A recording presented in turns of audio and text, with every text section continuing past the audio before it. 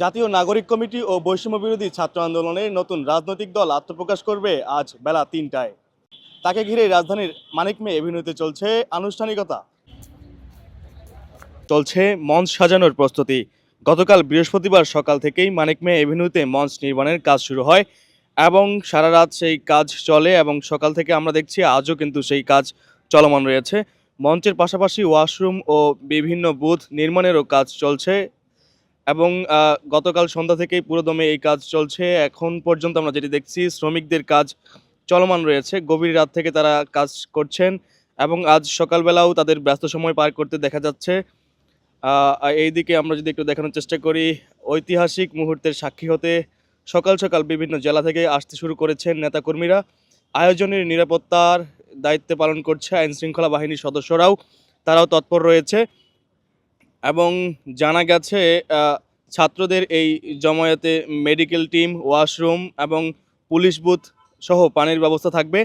একই সঙ্গে ব্যাক স্টেজে মেয়েদের জন্য অন্য বুথের ব্যবস্থা থাকবে।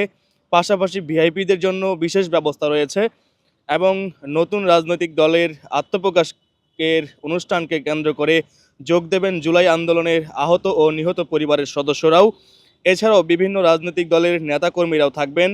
পাশাপাশি বিভিন্ন দেশের কূটনীতিকদেরও যোগ দেওয়ার কথা রয়েছে।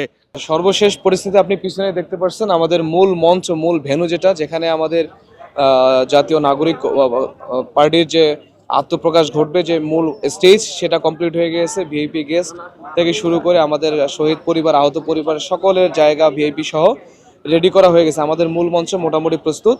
সারা বাংলাদেশ থেকে যেসব ভাই বন্ধু আসার কথা, জনতা আসার কথা, তারা অলরেডি ঢাকাতে প্রায় লক্ষাধিক মানুষ ঢুকে গেছে।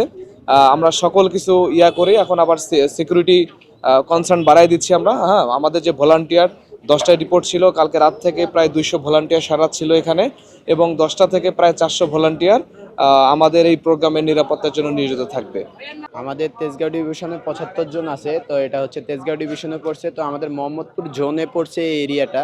তো আমাদের দুপুর পরে যাতে আমাদের কাজ হচ্ছে ট্রাফিক নিয়ে, যাতে আমাদের যারা সাধারণ জনগণ আছে তাদের ভোগান্তি যাতে না হয়, যে কারণে আমাদের ট্রাফিক রিলেটিভ যে কাজগুলো আছে যাতে বিশৃঙ্খলা না হয়, শৃঙ্খলা সহ সুন্দরভাবে করা যায়, ওটার জন্য আমাদের মোহাম্মদপুর জোনে যারা আছে সকলের ডিউটি দুপুরের পর করা হয়েছে। সকলে দুপুর পর থেকে ডিউটি করবে। আমরা আসছি এখন রাস্তার কোনো সমস্যা আছে কিনা বা কোনো যান চলাচলে বিঘ্ন আছে কিনা এগুলো দেখার জন্য। তো জুমার নামাজের পরে আমাদের আজকে ডিউটি, অন্যান্য সময় আমাদের 4:30 থেকে ডিউটি হয়।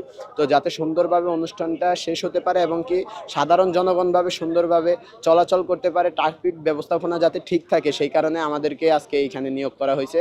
আপনারা 52 থেকে 71 চিন্তা করেন আর 71 থেকে 24 চিন্তা করেন। আমরা আমাদের গায়ের উপরে সকল অত্যাচার, অবিচার আমরা সহ্য করে নিয়েছি, কিন্তু যখন আমাদের বাংলার মাটি, আমাদের ভাষা, আমাদের দেশের উপরে কোনো আঘাত আনবে, সেটা আমরা সহ্য করে নিব না। সেটা আপনারা আগেও দেখেছেন, এখনও দেখছেন, 24 সাল প্রমাণ আপনারা পেয়েছেন।